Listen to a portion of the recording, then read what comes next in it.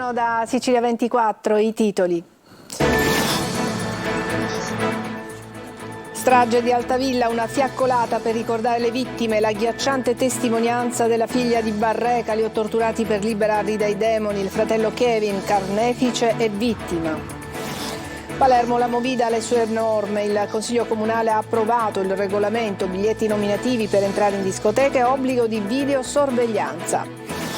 Trattori in marcia a Marsala, tra le richieste agli agricoltori ristori immediati per siccità e alluvioni, aiuti per il caro energia. A Catania studenti occupano il liceo ospedalieri, chiedono maggiore attenzione per il disagio vissuto con lezioni a distanza e maggiori investimenti per l'istruzione. Agrigento, dopo ritardi e polemiche, nasce la fondazione che dovrà organizzare progetti e iniziative per la città dei templi, capitale della cultura. La Sicilia di Macari torna ad appassionare tra delitti e commedia, avventure investigative ambientate tra i suggestivi paesaggi dell'isola. Calcio in B, scontro diretto promozione oggi alle 16:15 al Barbera tra Palermo e Como davanti a 30.000 spettatori. Serie C, il Catania domani al Massimino ospita la capolista Juve Stabia, il Messina gioca in trasferta a Giugliano.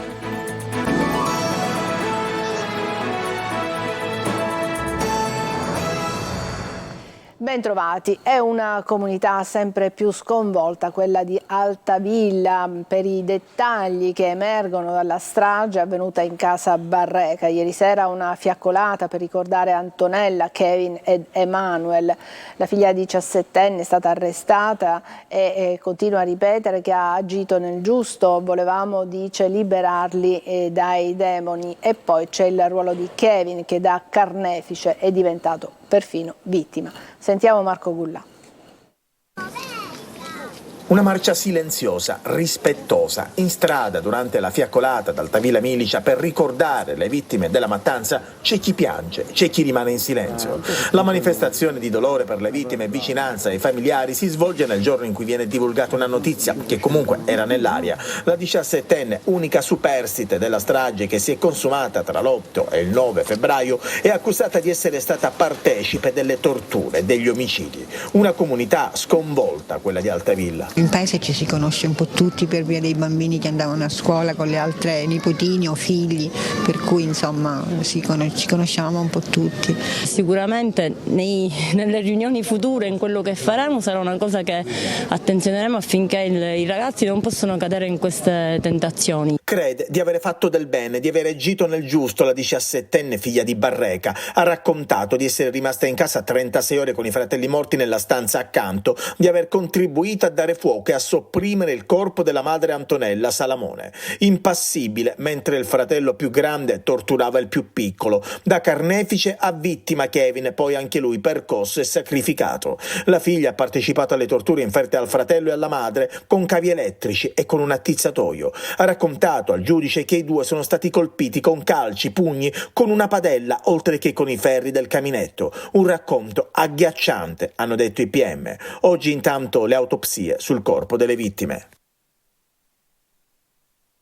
All'alba il nuovo regolamento comunale della Movida a Palermo, in 10 articoli tutte le regole per tentare di mettere ordine e limitare gli episodi di violenza che hanno caratterizzato gli ultimi mesi. Biglietti nominali in discoteca, novità su alcolici e slot machine, ma vengono introdotti anche una serie di obblighi e divieti per esercizi commerciali e consumatori.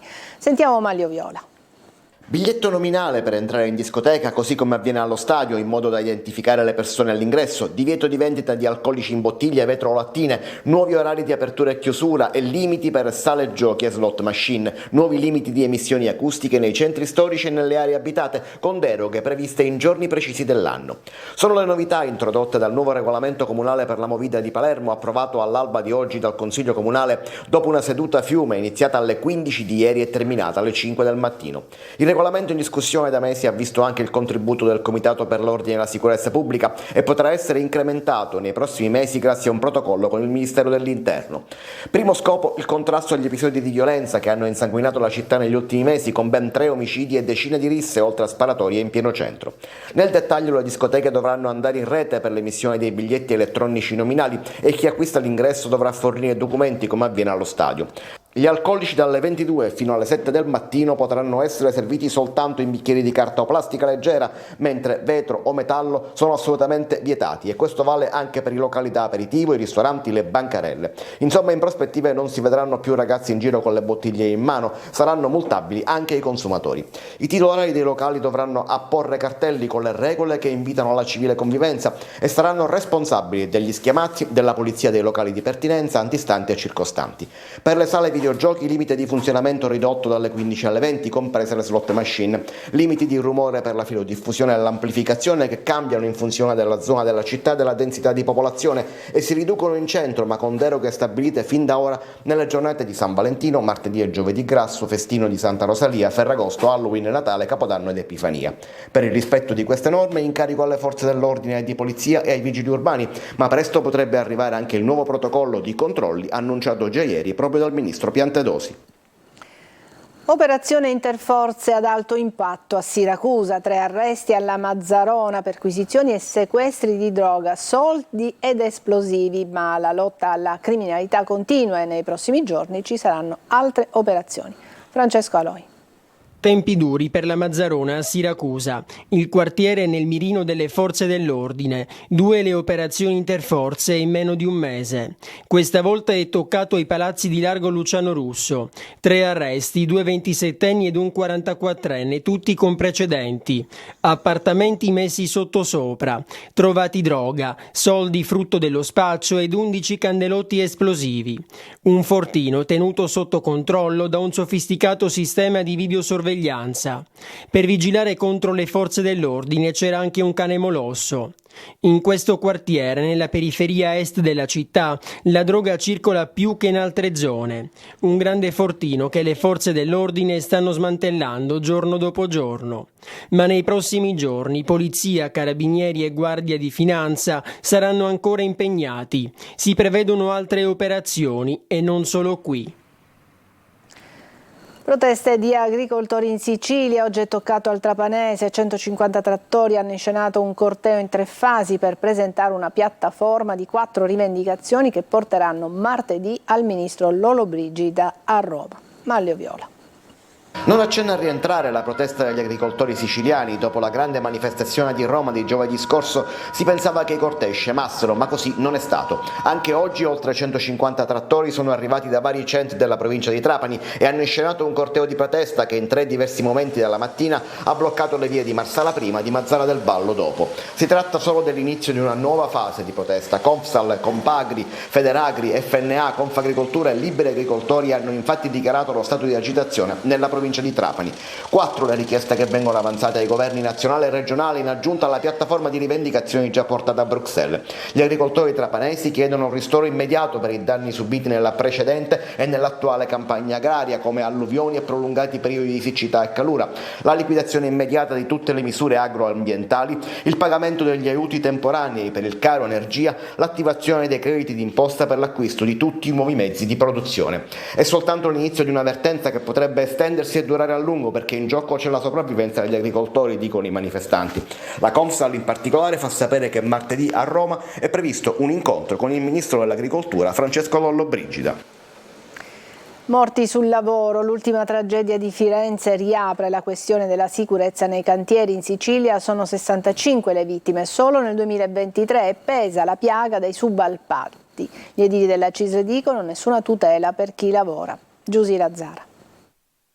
Si muore ancora di lavoro. L'ultima tragedia a Firenze riaccende la questione mai risolta della sicurezza nei cantieri e nelle fabbriche. La Sicilia, secondo i dati INAIL, rispetto al resto d'Italia riesce a peggiorare il suo già triste record. Al 30 novembre del 2022 le vittime di lavoro insicuro erano 56. Nello stesso periodo del 2023 hanno toccato già quota 65. E i numeri non raccontano l'assenza di controlli, le carenze di misure di prevenzione e sicurezza quando si aprono i cantieri. In edilizia accade con una drammatica frequenza, un morto ogni 2 giorni. Regole differenti per gli appalti pubblici e privati, ma uno stesso nodo, i subappalti. La scarsa prevenzione, la scarsa formazione che le aziende subappaltatrici gestiscono in questi cantieri è principalmente si traduce poi in incidenti e in mancato rispetto di quello che sono poi le norme. Questo perché diciamo che l'elemento principale, l'obiettivo principale per molte aziende è quello del ricavo, quindi è quello del percorrere l'utile. E poi c'è il nodo sicurezza e controlli, che ancora resta irrisolto. Sul piede di guerra i sindacati che avvieranno iniziative territoriali che culmineranno in una manifestazione nazionale. Ed oggi, come tutti i sabato, tornerà su Telecolor il punto alle 14.30 dopo questo telegiornale. Si continuerà a parlare di lavoro in qualche modo, ma anche e soprattutto di infrastrutture. Ci ha raggiunto Luca Ciliberti, di cosa vi occuperete oggi? Grazie Adelaide, buongiorno a te e ai telespettatori. Allora, oggi, come detto, infrastrutture, il giorno dopo l'avvio del progetto definitivo del ponte, quindi insomma non potremmo non parlare del ponte sullo stretto di Messina che... qualcuno dice si avvicina a piccoli passi verso l'apertura del cantiere, altri credono che questo cantiere non si aprirà mai, ma non solo ponte, perché la Sicilia ha il record delle opere e delle infrastrutture incompiute, quindi parleremo anche di questo, gli sprechi dei soldi pubblici, vi mostreremo anche alcune chicche che abbiamo raccolto in giro per la Sicilia con i nostri filmati, quindi con noi ci sarà l'assessore ai trasporti, l'assessore regionale ai trasporti Alessandra Ricò, ci sarà il segretario di Sinistra Italiana Pierpaolo Montalto, ci sarà il coordinatore del Movimento 5 Stelle, il coordinatore regionale Nuccio Di Paola, ma poi ovviamente giornalisti, opinionisti. E la buona notizia che racconteremo oggi è quella di BUAIS, che è un progetto che mira a far vedere, noi ci piace raccontarla così, i bambini con il deficit visivo, grazie all'intelligenza artificiale. Quindi insomma racconteremo anche questa bella notizia. Un assi alla rosa e poi insomma tutto quello che ogni volta c'è all'interno del punto, compresa la satira, comprese le vignette di Totò Calì. Quindi puntata ricca come sempre. Grazie Luca, noi andiamo avanti, siamo a Catania dove gli studenti del liceo hanno occupato l'ospedalieri, contestano il governo per aver sottratto, dicono, stanziamenti all'istruzione perché non considera le loro istanze e il loro disagio. Marco Carli. Occupazione. Così gli studenti dell'ospedalieri di Catania fanno sentire il proprio disagio nei confronti del sistema scolastico italiano giudicato insoddisfacente. Il tutto non contro l'istituto, anzi il dialogo con la dirigenza è costruttivo, ma il disagio, dicono i ragazzi, resta. È un gesto pacifico che non è rivolto a aprire un conflitto con la dirigenza, con la nostra scuola, ma piuttosto a creare uno spazio di discussione, di dibattito, di confronto, di sfogo. Un disagio dovuto a vari fattori che appartengono alle scelte arrivate dall'alto, la scarsità e l'inadeguatezza degli investimenti destinati dal governo attuale e dai precedenti in favore del sistema scolastico e la linea politica scelta dall'attuale governo, dicono ancora gli studenti, che non accoglie le loro istanze. Sono stati tolti milioni all'educazione e ai fondi scolastici per indirizzarli verso l'industria bellica.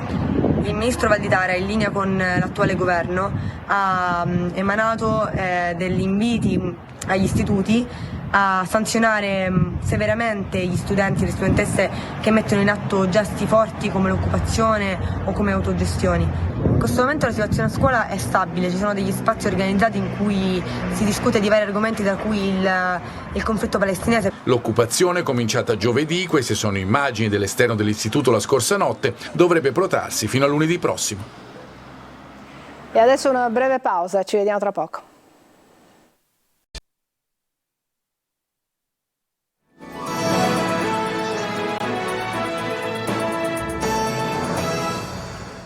A distanza di un anno dalla proclamazione qualcosa comincia a muoversi ad Agrigento. È nata la fondazione che dovrà gestire iniziative, progetti ed eventi per il titolo di Capitale Italiana della Cultura 2025. Davide Sardo. Ad Agrigento, nel foyer del Teatro Pirandello, intitolato all'attore Pippo Montalbano, è stata partorita la Fondazione Agrigento Capitale della Cultura 2025. È stata una gravidanza travagliata che si è protratta quasi 12 mesi al 31 marzo scorso, quando tutto è stato concepito, ovvero quando la città dei Templi e la sua provincia sono state proclamate Capitale della Cultura Italiana 2025 al Ministero della Cultura. Il sigillo ufficiale sulla neonata fondazione è stato apposto dal notaio Giuseppe Fanara. Al momento è un contenitore vuoto e al più presto, gradualmente, sarà custode di iniziative, progetti, eventi, ossia tutta l'impalcatura necessaria per concretizzare e sostenere l'anno capitale. Presidente è stato eletto Giacomo Minio, docente universitario. C'è un patrimonio immenso, materiale e immateriale, sul quale fare perno per rilanciare il nostro territorio e su questo certamente punteremo. Anche gli altri miei colleghi sindaci che hanno già vissuto questa esperienza, loro mi dicevano tutti all'unisono che hanno iniziato sempre 2 o 3 mesi prima dell'inizio dell'anno. Noi stiamo iniziando ufficialmente oggi, c'è 10 mesi prima, 11 mesi prima. E speriamo di raggiungere l'obiettivo di essere candidati all'UNESCO per quelli che sono i gesti dell'accoglienza come patrimonio immateriale dell'umanità. E a parte i contenuti, la fondazione sarà animata da 9 componenti, 5 dei quali nominati dal solo comune di Agrigento. Gli altri 4 sono stati assegnati al comune di Lampedusa, al Consorzio Università di Agrigento, all'Assemblea di partecipazione e alla presidenza della regione. E adesso parliamo di spettacoli. Torna domani La Sicilia di Macari, terza stagione per la serie televisiva ambientata nell'isola tra nuovi amori e delitti. Giusy Lazzara. Amore. Ehi. Che non ti vai a mettere qualcosa di decente? La Sicilia di Macari torna ad appassionare tra delitti e commedia. Saverio Lamanna, lo sbirro di penna, insieme all'amata Suleima e al fedele Piccionello, in questa terza stagione dovranno affrontare 4 nuovi casi di omicidio, tutto ambientato in Sicilia. Attraverseremo la Sicilia non solo da un punto di vista diciamo iconografico, mare, sole, spiagge, ma affronteremo anche diciamo un po' l'identità anche architettonica. Saverio e Suleima scopriranno che l'amore funziona proprio come la chimica, ci sono elementi che hanno una naturale capacità di attrarre e legarsi e altri invece no, in un intreccio di sentimenti. Sì, nel mio caso sto dividendo una relazione, ma sono piena nel mio essere individuo. Non cedo al discorso che spesso viene fatto di stare in coppia e quindi di dover abortire parte della propria personalità e della propria visione di sé anche in una Suleima futura. Ecco. E ci sarà anche un'altra novità che riguarda Peppe Piccionello. Avremo per la prima volta, ma un Piccionello innamorato, molto innamorato e quindi sarà diciamo un aspetto inedito di questa amicizia. E Macari torna domani su Rai 1 in prima serata. Ma che fanno? Sto a casa nostra. Beh, noi ci fermiamo ancora per qualche istante e poi apriremo la pagina dedicata al calcio.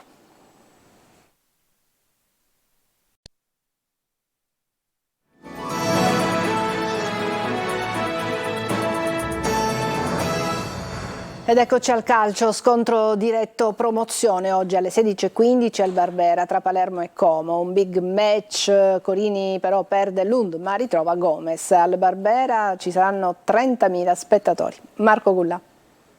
Un vero scontro diretto per la promozione. Palermo e Como nel match di oggi pomeriggio al Barbera si giocano tanto. La Cremonese ha rallentato pareggiando ad Ascoli, un ulteriore segnale che il campionato di B è equilibrato e anche il Palermo può dire la sua e agganciare il treno che va dritto in Serie A. In un Barbera che trasuda di entusiasmo, la squadra di Corini proverà a vincere la terza partita consecutiva e presentare ufficialmente i documenti per diventare una big del torneo. Noi dobbiamo dimostrare ogni settimana di meritare sempre di più quello che stiamo costruendo, la partita è sempre una verifica e dunque, come dici bene tu, lo stadio sarà uno stadio importante che ci sosterrà, che ci spingerà, che ci darà una mano, ma dobbiamo lavorare bene con grande equilibrio perché il Como è una squadra qualitativa che quando ruba palla è molto pericolosa, sa cosa fare quando ha la palla nei piedi, dunque sarà una partita anche tattica su 2 squadre a cui piace giocare a calcio. E di conseguenza noi dobbiamo essere concentrati e focalizzati su quello. Mancherà Lund, assenza pesante in difesa, al suo posto spazio per Aurelio. A centrocampo rientra Gomez che farà reparto assieme a Ranocchi e Segre.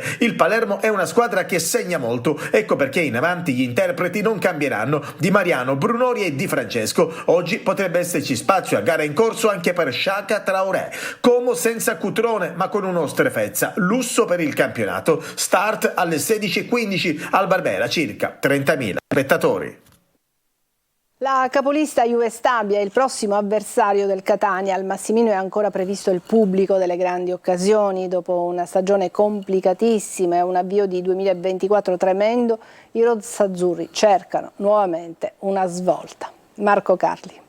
La differenza in classifica è enorme e racconta quello che è stata la stagione, finora azzeccata assolutamente da parte della Juve Stabia, esattamente l'opposto per il Catania che incontra la capolista dopo una settimana travagliata conclusa con il ritiro in seguito alla sconfitta di Latina.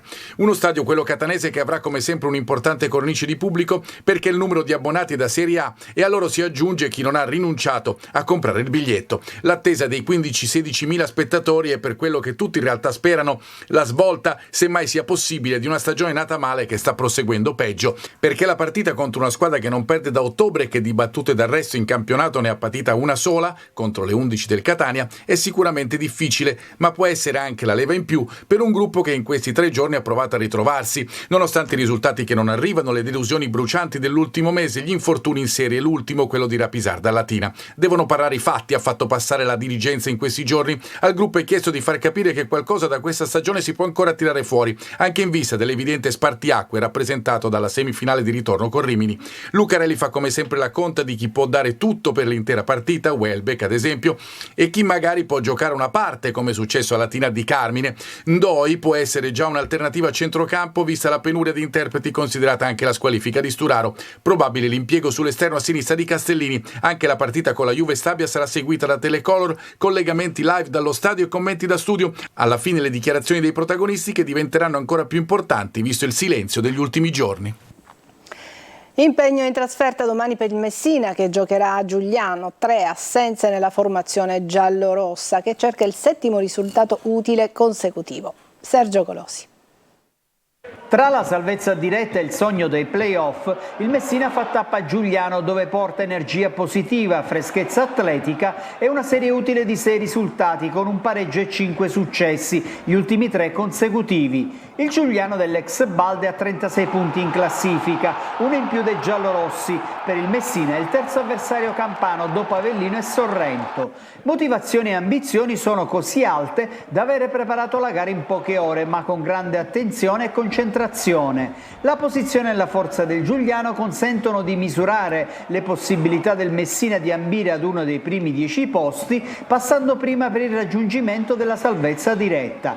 Il tecnico Giacomo Modica, che prima della fine della stagione potrebbe firmare un rinnovo contrattuale con la società, non potrà disporre degli squalificati Ragusa e Salvo. Quest'ultimo sconta la terza e ultima giornata e di Pacciardi sulla via del completo recupero. I risultati e le prestazioni delle ultime settimane impongono una conferma quasi in blocco dell'11. Sarà quindi la 4ª presenza consecutiva per il difensore dumbravano, mentre rientra Rosafio, che sulla destra prenderà il posto del capitano Ragusa.